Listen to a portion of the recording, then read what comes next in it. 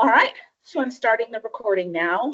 The other thing is that as people are coming in, we're always going to be that support system on your side. If you happen to come off mute or things get crazy, we'll always be your friend in the background, muting you if you didn't need to come off mute. So this is a quick refresh from our TBRI team of exactly what PII is. We always like to share that because we want to make sure you're protected. And we will have this up every month. So just know that we'll be reminding you what PII is.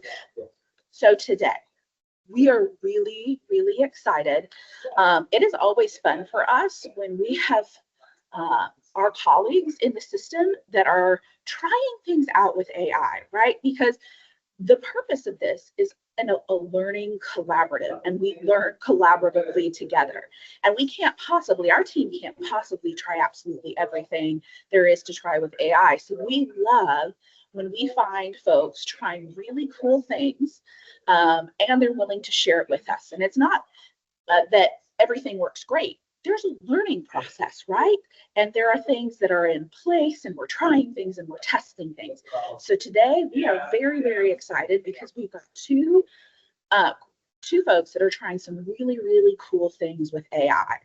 So I am going to actually do a little bit of an introduction for them, and then I'm going to turn it over so that they can actually, the majority of our time is going to be spent seeing in action the things that they're trying. So I want to encourage you to put questions in the chat, ask questions as we go, because what's really, really cool for us is that these are projects that are in action now, right?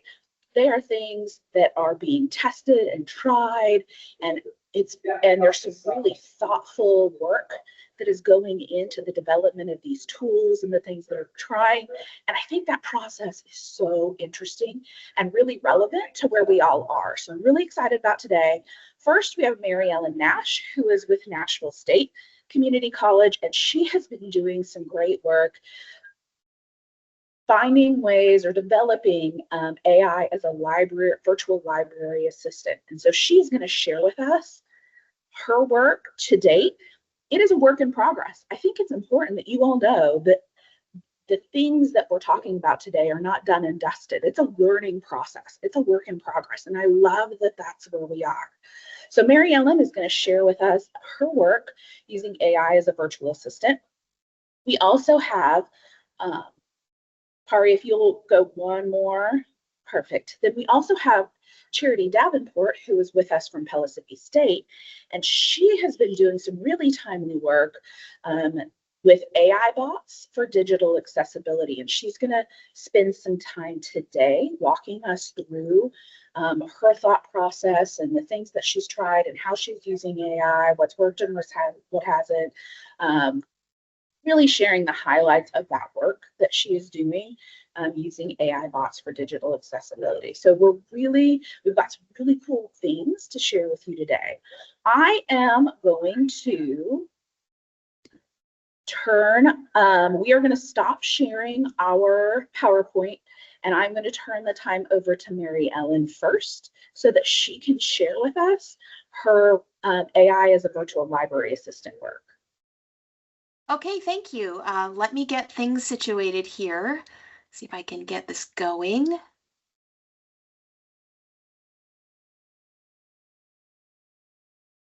And Mary Ellen, I don't know if you can see chat or not, but we'll be your kind of guide on the side. And if people pop questions in, we can let you know, or if you can see chat, you can handle that on your own. Just let us know. Okay. I can't see the chat while I'm in presentation mode, so that would be very helpful. We will be there for you. Okay, and I'm assuming you can all see my screen? Yes. Okay, great. All right, so this is, I'm going to talk a little bit about using generative AI chatbots for information literacy instruction. So just sort of a little bit of background on me. I've been an instruction librarian and instructional designer for over 20 years. It's actually about 25 now. And I've sort of gone back and forth between instructional design and librarianship, and sometimes they overlap. So it's been a while. Right now I'm a doctoral candidate in educational and psychological studies with a concentration in instructional technology at the University of South Florida. And what I'm going to share with you today is a project that's part of my dissertation research that I'm going to be conducting next year. So here's just the project introduction. Information literacy, it's still a fundamental skill that learners need for success. A lot of undergraduates, they struggle, and I see this all the time, to transfer the library instruction to the research tasks. And a lot of them are reluctant to seek help from a librarian. And there's been some research on why that might be. There's also at times limited access to librarians. So I think a lot of us are aware in our libraries there may be one or two librarians that are available for students, and sometimes they're not available late night, they're not available a lot of times on the weekends. So there's an accessibility issue, and also in online and asynchronous courses there may be a little bit of a barrier there. So just a need for scalable interactive learning support that can help students. So this process of developing an AI chatbot was an iterative process, and it went through some prototype development and 2 subsequent iterations with pilot testing before I arrived at what I'm going to test in the spring. And that is it's an AI chatbot. It's housed on the Chatbase platform, and hopefully if I have time I'll show that to you. And it was built on some training data, and this is just some of the training data that I included. It's the ACRL framework. If you're not familiar with that, it's the Association of College and Research Libraries framework for information literacy for higher education, and it outlines all of the different frames of information literacy and what students need to be able to do to be information literate. Also a custom corpus of institutional and library instructional materials. So that would include library guides, assignments that students frequently come to the library for. This was built around the English 1010 course assignments, and so that's what the students are going to be, there's the population we're going to be using to test it. And also ACRL aligned learning guides and policy documents as well. And then it went through a series of refinements. So we did some user testing. We're still doing a little bit of user testing before the end of the semester. And then fine-tuning that chatbot so that the behavior that is reflected from the chatbot is acting as a learning guide and not an answer provider. So if a student interacts with it and they ask it to give them answers, its response is to sort of say, I'm sorry, I can't do that, but why don't we think about these things, or ask additional questions to refine what it is they want. So our project goals, or my project goals for this, is to explore the potential of generative AI tool as a learning coach and not a answer maker, and to test the efficacy of generative AIs as a supplement for library instruction, not to replace librarians and not to replace library instruction, but as a support mechanism, and to better understand student perceptions of these AI tools. And I have, I'll show you the chatbot in just a second. Actually, let me see if I can do that now. Let me stop sharing for just a second and I'll reshare. So this chatbot is, I'm going to show you the back end sort of. This chatbot was created using a product called Chatbase. Let me share here. And this is the interface. This is the backend interface of Chatbase. And you can see here, this is the playground. This is, it's called VILA, Library Research Coach. And I can get rid of that. And a student can ask it to, let's see, I have to do a paper on someone I admire. And so what it's going to try to do is sort of, it asks questions instead of, telling you what you should do. And so it's going to ask you sort of like, this is the brainstorming part of research. Who do you admire? What aspects are you interested in? What type of sources do you want to include, or do you have to include? And since it was trained on our library data, it's always going to attempt to connect the student to the Nashville State Library's databases, the quick search tools, and if they still need help, to route them to, suggest contacting a librarian. If the student says, let's see, can you give me a topic? And hopefully, okay, so it still needs to be refined. So from the interactions that we've had in the past week, these are some topics that people have asked about. And so it's suggesting those. So later I will go back and give it a proper response. So if I see something like this, and instead of saying, I can't give you a topic, who are you interested in? I can go back and I can look at the settings and I can refine its behavior. So here we have the back end, and this is where I can go and say, okay, this is how you're supposed to act, and these are the constraints that you should follow. And I can also look at the activity and go to the chat logs. And I can go here and say, okay, well, this is the answer it gave, and I don't like the way that it did that. So I can revise this, and I can specify how it should have responded. Then as I do that, it learns more over the process of how it's supposed to respond, and it starts directing students in the ways that I have asked it to do it. So that's kind of, in a nutshell, what's going on. In spring, some of our English students are going to participate in a phenomenological study where they're going to use the chatbot in preparation for their assignment, their research assignment, and then we'll do some interviews, and I will ask them, what did you think? How did it work? What were your feelings about it? Were your confidence levels, and that sort of thing. So let's go back to our presentation.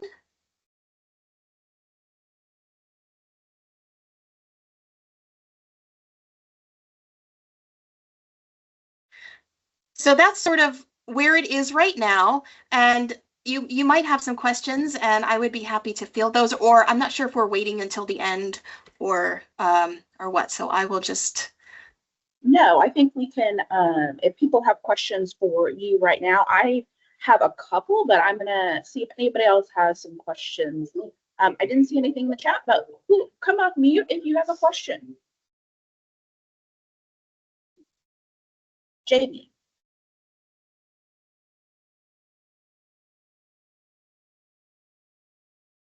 Okay, it took me just a second to get unmuted. This is amazing. This looks really amazing, super interesting. Mary Ellen, have you put this in front of students yet? I'm sorry, I missed that last bit.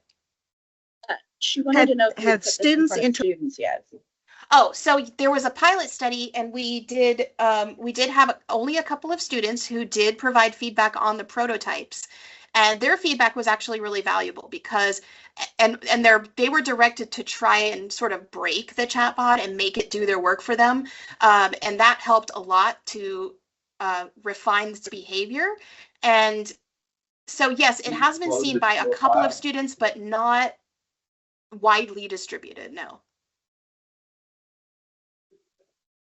Okay, we've got with hands up, it looks like Margie, you've had your hand up.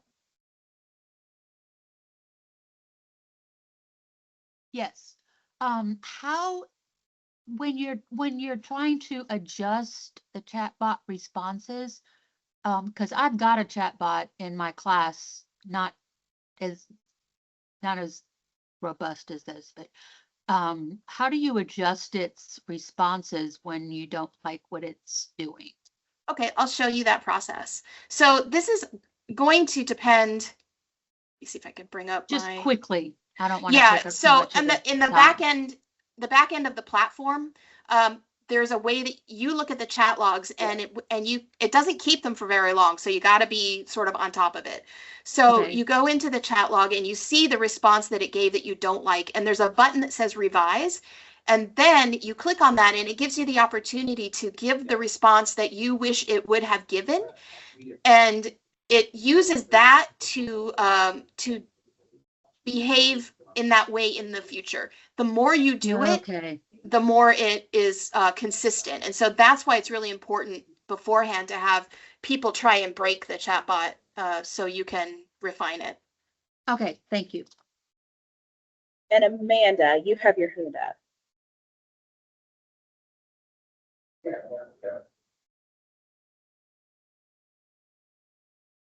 Okay, I can't hear you.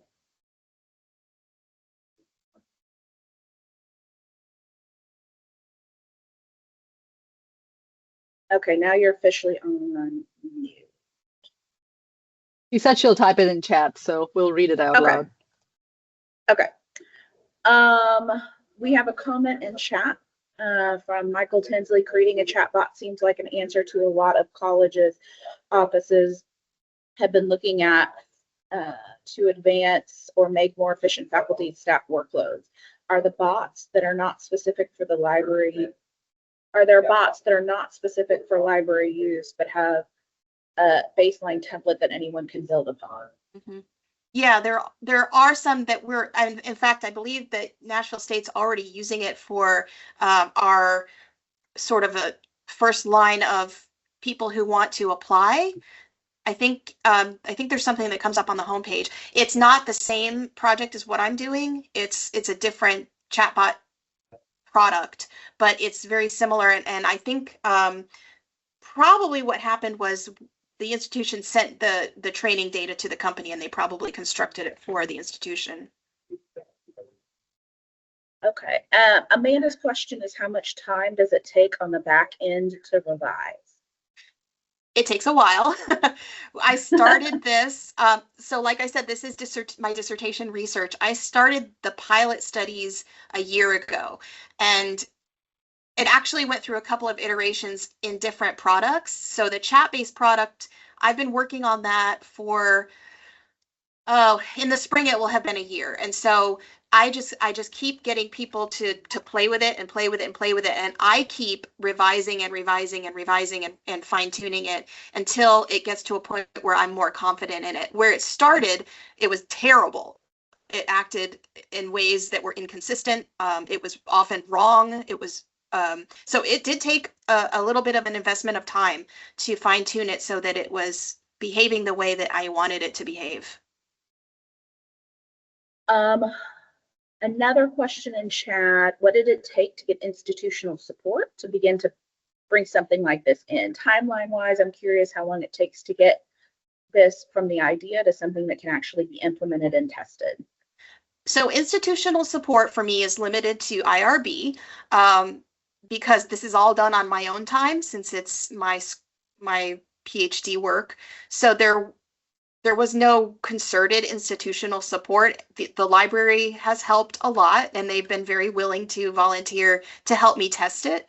And they were crucial in initial pilot testing to train it, but there was no institutional support as such. Okay. And Sharon said that she actually has made a bot for her anatomy and physiology students that she's going to use next semester. And do you have tips on how to make this successful and useful for students?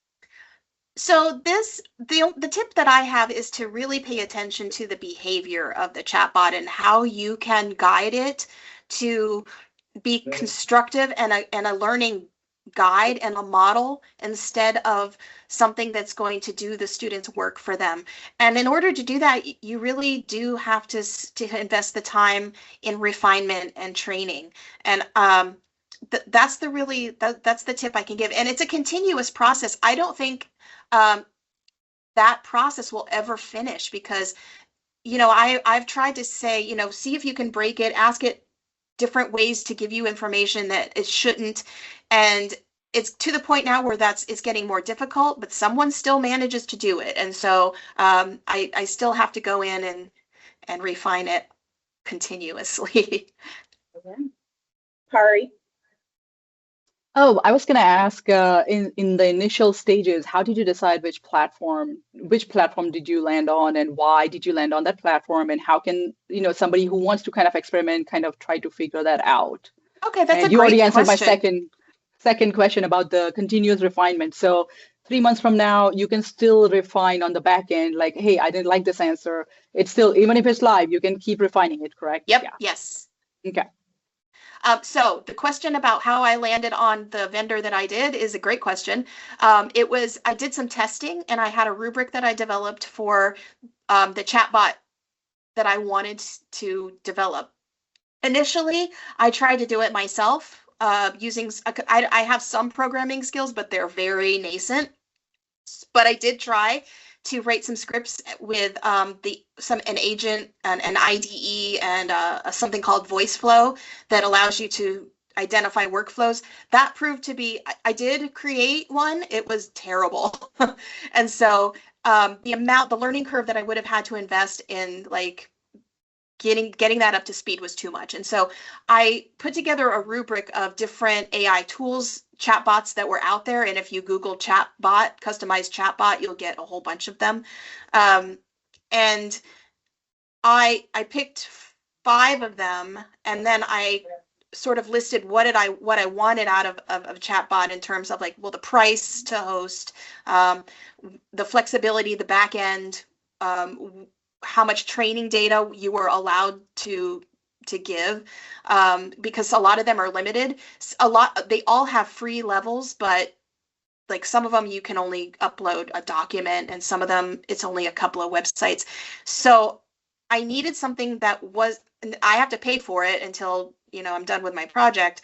So I needed something that was robust, that was not too expensive, that allowed me to supply a lot of training data, and also had a back-end interface that was easy to work with.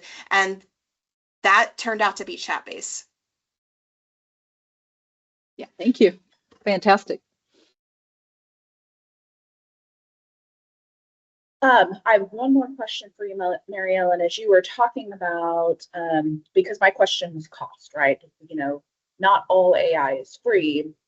And it sounds like you, because this is part of your dissertation, you are paying for this tool until it's kind of tested, and then there may be a larger conversation at some point about larger adoption. But as you're looking at this to test, you said you were going to do it in English 1010. Is there a limit to the number of users that you're expecting to test this? Yes. Or, what does There is that a look limit. like for you? I'm recruiting. It's a qualitative study, so the sample size is going to be fairly small. I'm going to recruit ideally about 15 students. I don't expect them all to remain within the study. Even if it drops down to 6, that is a viable amount for a phenomenological study. So it is quite small. One of the reasons that I chose a qualitative study is because I would have to, if I opened it up to all of the sections of English 1010, I'd have to pay for the additional tokens that would be used by the students, and I would not have any control over that, and it could get expensive. And so that's why I'm doing a smaller qualitative research study. Yeah, and that makes sense. So you are testing this in an English 1010 course. Are you the faculty for that course, or are you working with a faculty? I'm partnering with 2 faculty members. Okay. I mean, that sounds really exciting. I'm actually selfishly looking forward to hearing how this turns out. Me too. and you said you're testing this in the spring, right? Correct. Okay. Okay. Well, this is very exciting. I love the way that you have. First of all, I've not heard of this particular AI tool, so I always love learning about new tools. I will warn you, really, if you Google Chatbase, you will get overwhelmed with ads for them.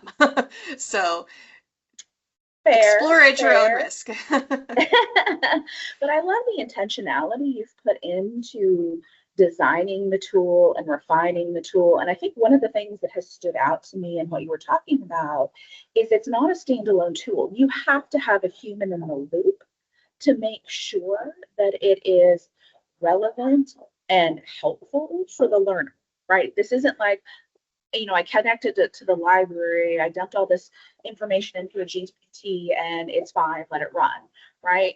I love that you showed how you still have to be incredibly involved and timely from what you said. Like, you don't have access. It's not like there's a library you can go back to in 2 weeks and look at all the prompts that you didn't like the answer to. You have to Right. be hands-on involved. And I think that's a great example that really highlights that, AI is just a tool. It's a tool that we can put in our toolkit, but it requires the knowledge and the experience of the, in your case, you, but in the human in the loop, to make sure that the tool is sharpened, it's worthwhile, it's going to be effective. I really loved how you highlighted that your continual engagement has to happen to make this tool effective. I also want to also bring to the front the fact that the chat logs are not, they're very transitory, was one of the features that I wanted in this product because of, I don't want there to be any identifiable data. Students will be warned not to supply identifiable data, but it's not something I can control. So the fact that the logs disappear and are not saved was actually an advantage for me. And Jamie, you have your hand up.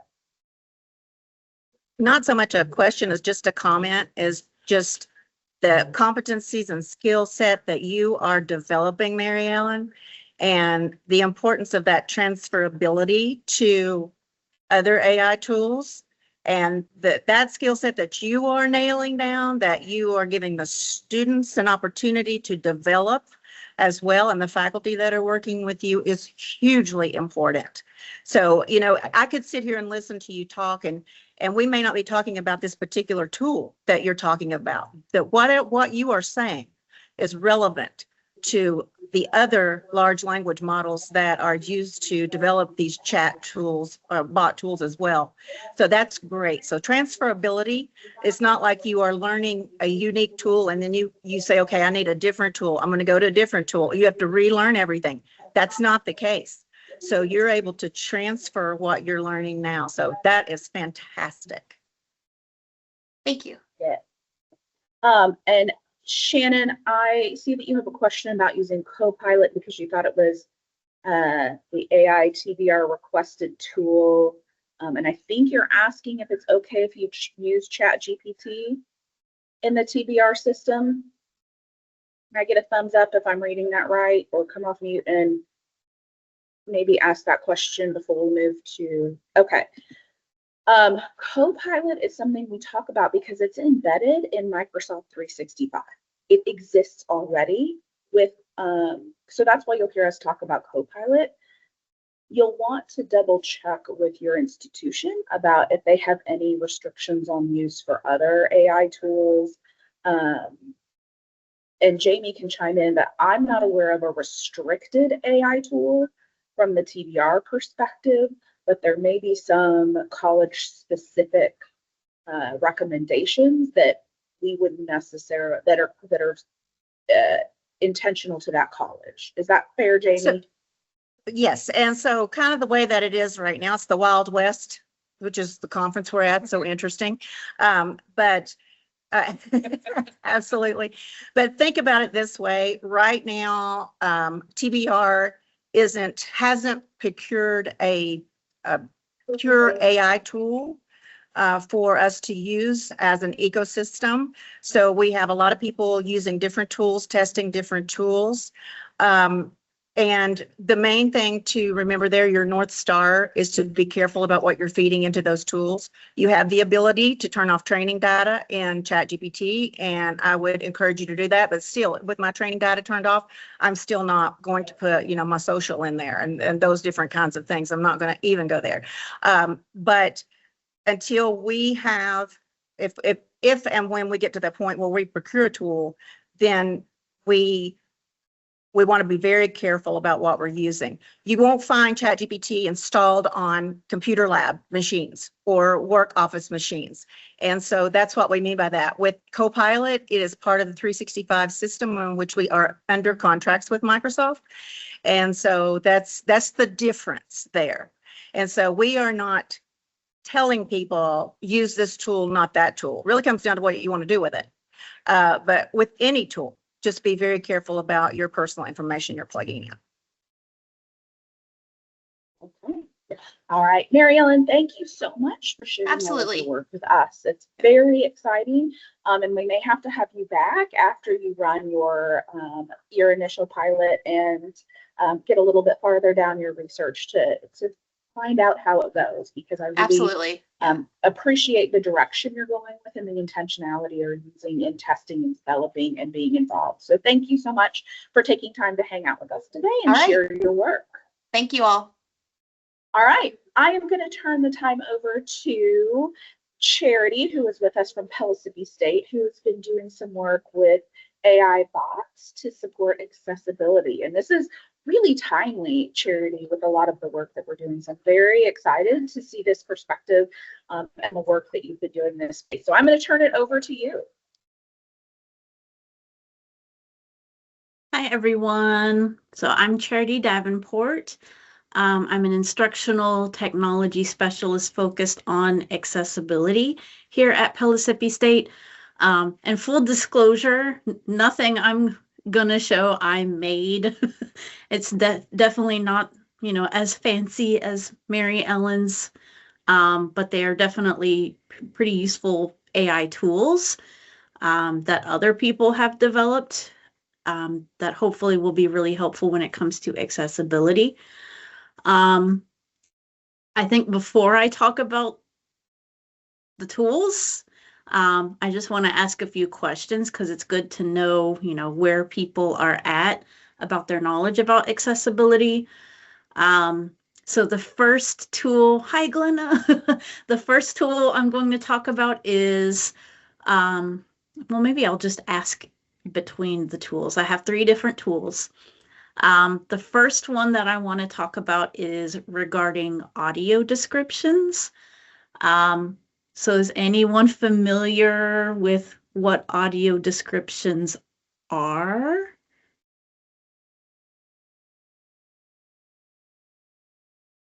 Anyone?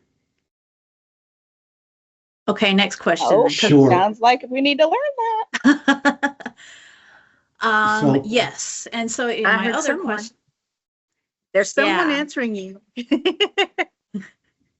oh So yeah, audio description would be an image that has some meaning, but you're actually giving it a description of what you're seeing on an image, or perhaps there's a audio of something and you need some extra context. Like if there's a movie going on, it's a different layer of accessible information. Is that right? yes. So yeah, one of my other tools one of the other tools I'm going to talk about is alt text. And so yes, alt text is basically there needs to be an alternate text version for images for those who, can't access the information in that image. Audio descriptions are basically verbal descriptions of what is happening in video. So it's sort of like alt text for images, but it's for video and it's verbal, it's audio. So that's why it's audio descriptions. I feel like audio descriptions are kind of something not really mentioned when it comes to accessibility, but it is one of the requirements. So I think that's kind of going to make people panic a little bit.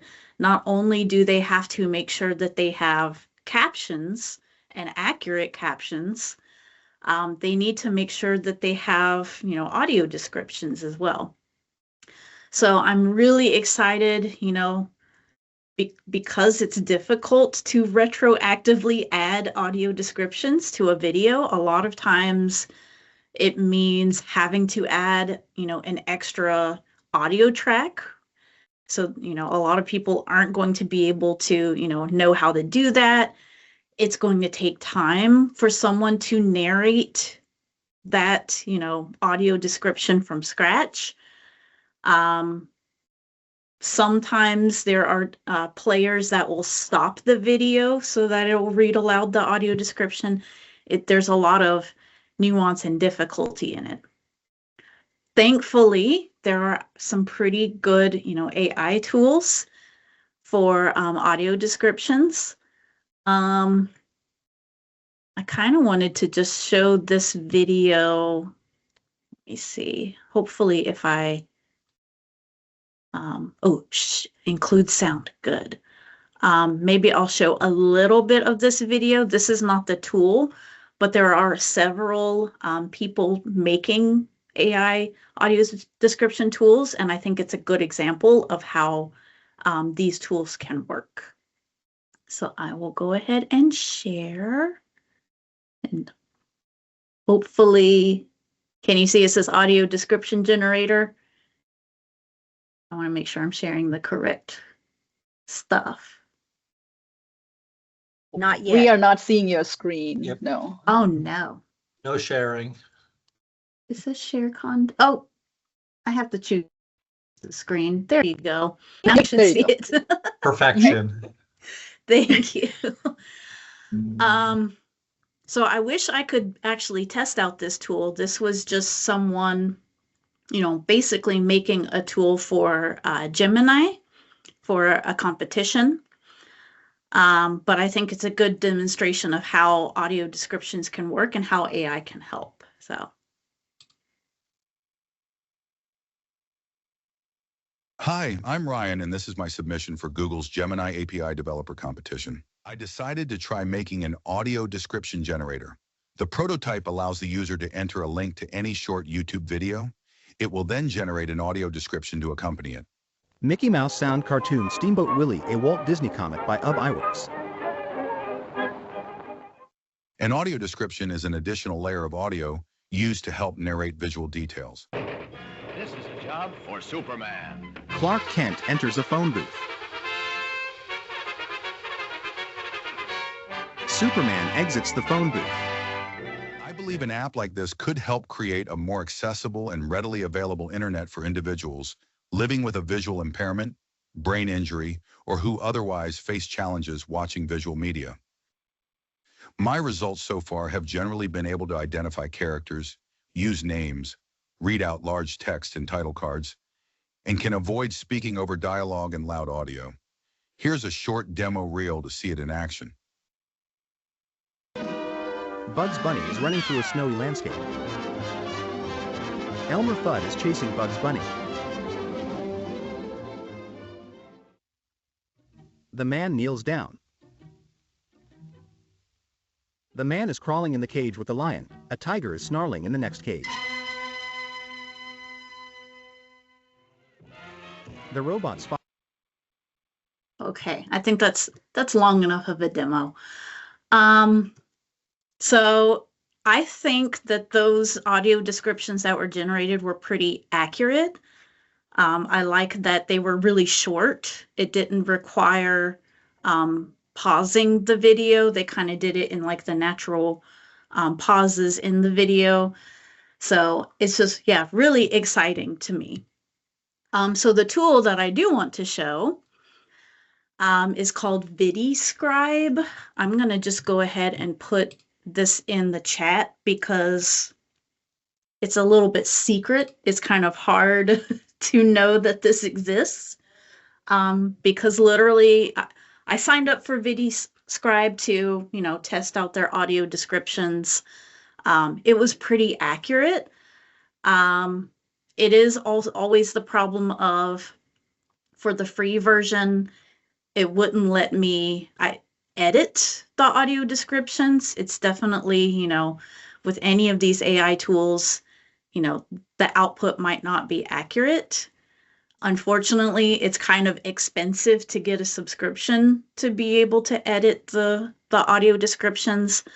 But they do have this service where if you put Vidi, like in the URL, if you put vidiscribe.com/ and then paste a YouTube video, it will kind of automatically generate some audio descriptions for YouTube videos, because that's the other problem, is that, maybe, of course, we can upload, our own videos and make sure that they have audio descriptions, but what about other people's videos?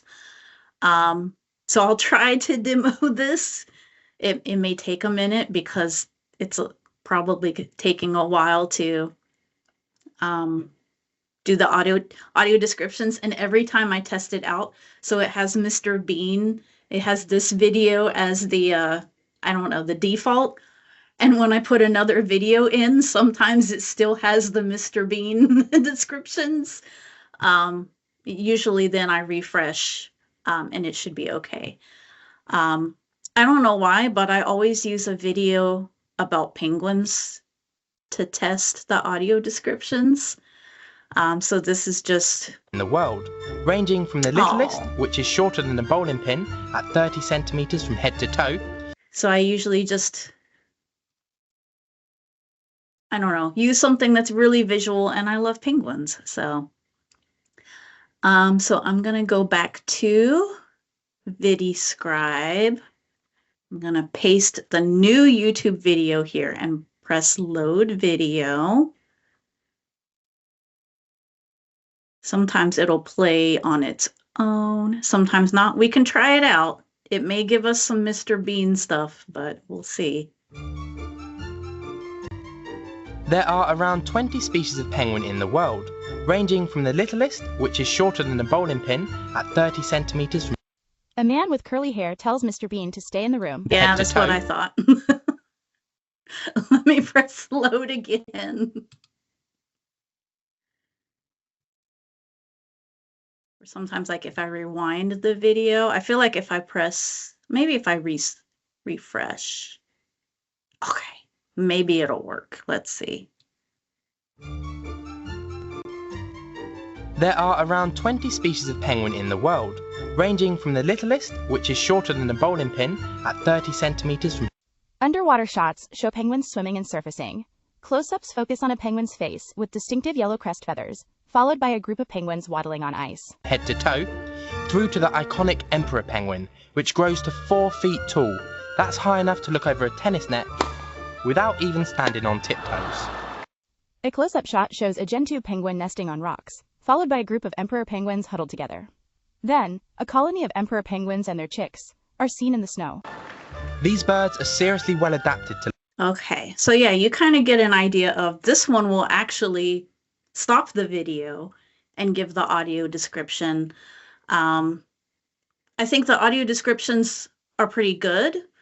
I don't know if it always stops it at the best place. It may kind of interrupt the narration, but that's why I kind of wish I could play more with VidiScribes, because then if I can edit it, maybe I can make the description shorter. Maybe I can move where it is in the video. It'll be a little bit better. But I think for just-in-time needs, this might be a really good tool for accessibility for anyone, across, using YouTube videos who have, a visual impairment, low vision, or just want to hear the audio descriptions.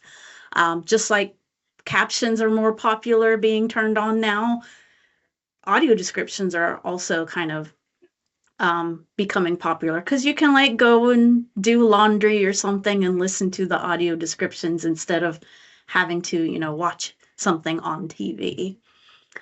The Charity, we have lots of kudos in the comments, like how cool and awesome it is. Erin asked if VidiScribe will generate a text document with the description text. I don't know if it'll make a document when I think just another way of getting that same information. Yeah. I think when you have edit mode, you could be able to, copy paste the text. But But yeah, I'm not sure. So if we are Because- content creators, we might be able to keep that in mind and, maybe generate a document and share it with our users, something like that.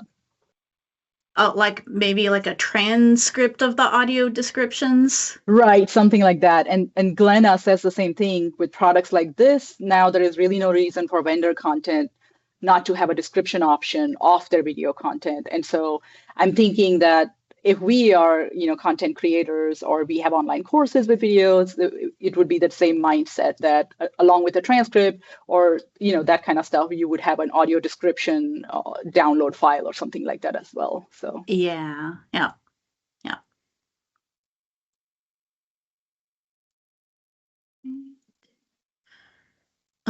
I'm assuming the videos have to remain hosted on VidiScribe, for example. So when I played with, like here it says audio, describe your videos. I could just download the new video file. So I would upload my video. It had audio descriptions. It showed me like, the transcript, but I couldn't edit it. And then I could just download it and I could re-put it in YouTube if I wanted to. I could put it in Brightspace. So it doesn't have to stay hosted in VidiScribe, which is nice, which is good. Can you download an audio file that has a right timestamp? Yeah, that's the hard part. There is, because I think VidiScribe does do the thing where it will pause the video. So my video with audio descriptions has a different time than my original video, which is hard.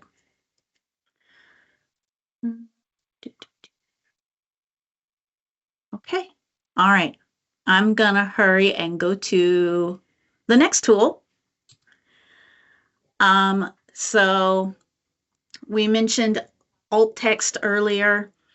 I feel like alt text is probably another difficult part of accessibility. Alt text is really easy to add. Like, usually you just right click on an image. It's the, okay, what do I put as the alt text that's the hard part. Especially if you have images, graphs, images that have a lot of information, infographics that have text. I really like this tool made by Arizona State, where you can just put a picture in and it gives a pretty good alt text and description. And also, if there's text, it'll give you the actual text. I know a lot of people try to put, I'm a big proponent of AI tools that are built, for a specific purpose. So I find tools like this work a lot better than just like putting the image in ChatGPT and asking. I think the output is much better. Oh, thank you. Thank you for putting the link in there. So let's see. I should have had a picture of a penguin. Keep up with the theme. I wanted to try 2 different pictures. I think a lot of times it just works better for me if I'm using like infographics, but we can try, just a normal photo as well, and see what it says. So I'm going to put, hopefully it says drag and drop. So I'm going to put this image. Did it do it? Hello? It says copy. Yeah, I feel like it's not usually working.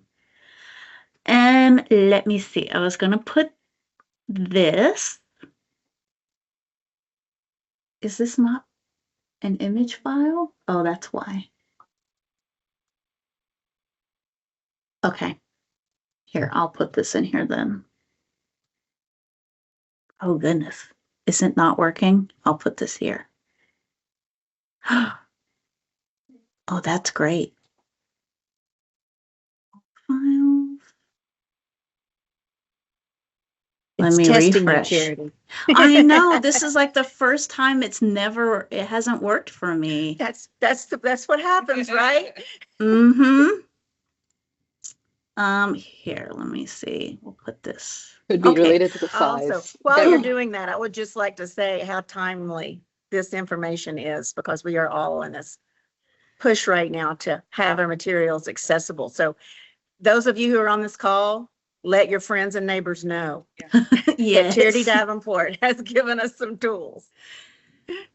Okay, so I don't know if we have any chemistry people in here. I just threw this thing in here. I don't know what this is an image of. I think that's another hard part about alt text is like, even though a lot of work that I do, you know, the majority of my work is training faculty and staff how to make things accessible. But when it comes to alt text, I can't, it really depends on the image and your expertise. So I will have to depend on someone else to tell me if this output's good. And we'll try a different image too. So I'll just put in the image, create image details.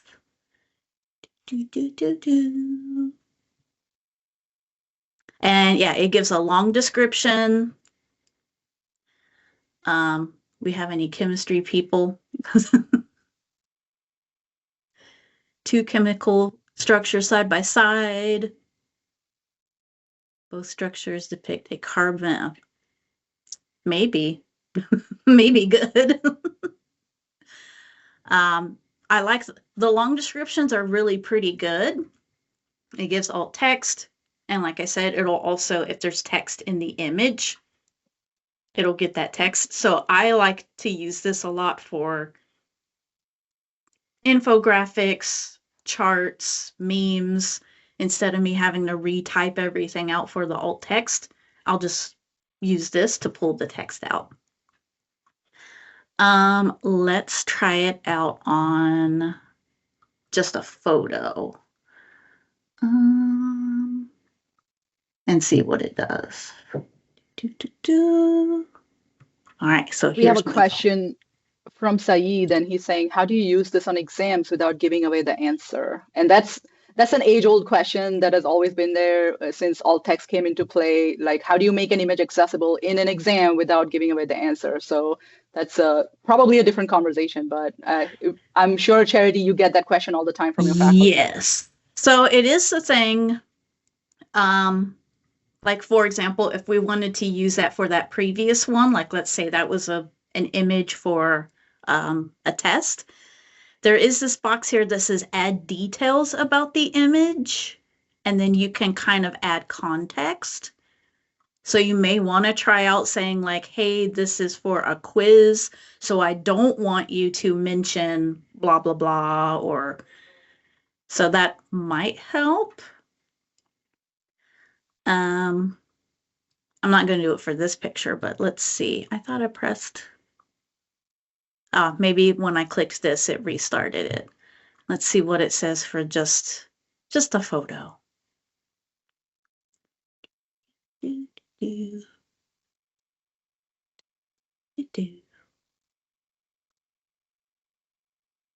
love the waiting.